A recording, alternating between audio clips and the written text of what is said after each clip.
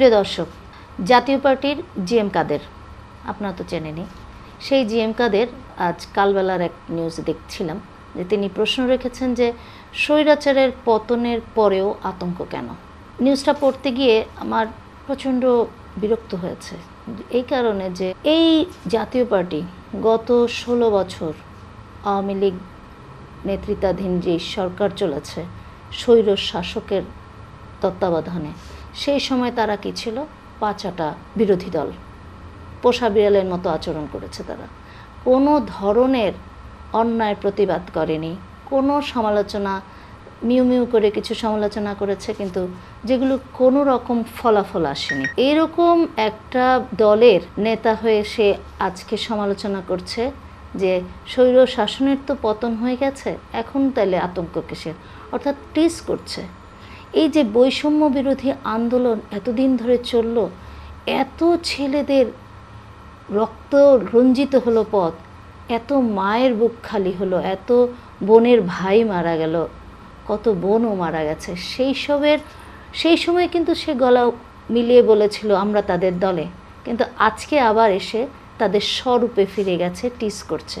অর্থাৎ এতদিন যে পদলেহন করেছে সেটার থেকে কিন্তু তারা বেরিয়ে আসতে পারেনি। এবং তিনি সমালোচনা করছেন যে এই যে চারিদিকে আগুন লাগানো হচ্ছে, ঘরবাড়ি পোড়ানো হচ্ছে আওয়ামী লীগের নেতাকর্মীদের এবং সংখ্যালঘুদের। আমরা অবশ্যই এটা সাপোর্ট করি না, আমরা এর পক্ষে না, এটা অবশ্যই ঠিক হচ্ছে না। কিন্তু আপনারাই চিন্তা করুন না যে যখন এই যে গত 16 বছরে পুলিশ কী ধরনের অত্যাচার করেছে বিরোধী দলের নেতাকর্মীদের উপর। শুধু বিরোধী দলের নেতাকর্মীদের উপরে কি, সবার উপরে কি করেনি? ডিবি হারুনের কথা চিন্তা করুন, বিপ্লব বড়ুয়ার কথা চিন্তা করুন, তারা কি না করেছে অত্যাচারের চরম সীমায়। বৈষম্য বিরোধী আন্দোলনে আপনারা তো দেখেছেন, সারা বিশ্ব দেখেছে যে কিভাবে পুলিশ পায়ে টেনে ধরে নিয়ে যাচ্ছে, যেন তারা মানুষ না, তারা মানে পশুর সাথেও তো এমন আচরণ মানুষ করে না, তারা যে আচরণ করেছে। এবং সেই ক্ষোভে গণ অভ্যুত্থানের পরে যদি এরকম পুলিশের উপর যেই হামলাগুলো হয়েছে, অবশ্যই ন্যাক্কারজনক।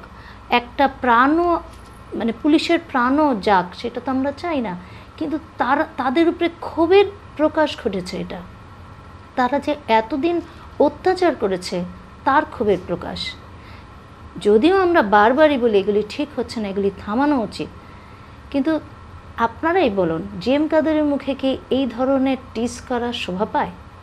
তারা যদি এই ছাত্রদের সাথে তারাও মাঠে নেমে যেত, তাহলে আজকে বলতাম যে এই ধরনের কথা ঠিক আছে, সে হয়তো দুঃখে থেকে ক্ষোভে থেকে বলছে, বাট তার মুখে তো এই ধরনের কথা শোভা পায় না।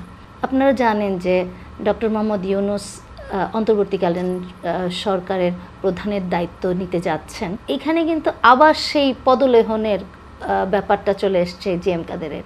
অর্থাৎ তিনি ডক্টর মোহাম্মদ ইউনূসের খুব প্রশংসা করেছেন যে তাকেই একমাত্র এখন দেশের প্রয়োজন। যখন ডক্টর মোহাম্মদ ইউনূসের সাথে অত্যাচার করা হয়েছিল, অন্যায় করা হয়েছিল, মিথ্যা মামলা দেয়া হয়েছিল, তারা কি খুব প্রতিবাদ করেছিল? করেনি। কিন্তু এখন তার সম্পর্কেই বলছে তিনি হচ্ছেন অহংকারের ধন, তিনি তার মতো একজন ব্যক্তিরই এখন বাংলাদেশের প্রয়োজন। সো এই কথাগুলি জিএম কাদের মতো মানুষের মুখে আসলে শোভা পায় না আমার মনে হয়েছে। যা হোক, আমি যেটা তারপরেও বলবো যে সারা দেশে যে সংখ্যালঘুদের উপরে অত্যাচার হচ্ছে বা কোনো জায়গায় আগুন দিয়ে ধরিয়ে দেওয়া হচ্ছে, এগুলো আসলে আমি বলবো এটা ঠিক না। আমরা এই ধরনের কাজ করলে আমাদের যে দ্বিতীয় বিজয় হয়েছে সেটা কিন্তু ম্লান হয়ে যাবে। ছাত্ররা যেই রক্ত দিয়ে আজকের দ্বিতীয় বিজয় পেয়েছে সেটাও কিন্তু ম্লান হয়ে যাবে। তাই আমরা ধৈর্য ধারণ করি এবং একই সাথে তাদেরও প্রশংসা করছি যারা যেই মাদ্রাসার ছেলেরা বা যারা ছাত্ররা হাতে হাত ধরে সংখ্যালঘুদের বাসাগুলোকে বাঁচাচ্ছে, সংখ্যালঘুদের সদস্যদের বাঁচাচ্ছে এবং মন্দিরগুলোকে হাতে হাত ধরে বাঁচাচ্ছে। আমি তাদেরও প্রশংসা করি, তাদেরকে সম্মান জানাই।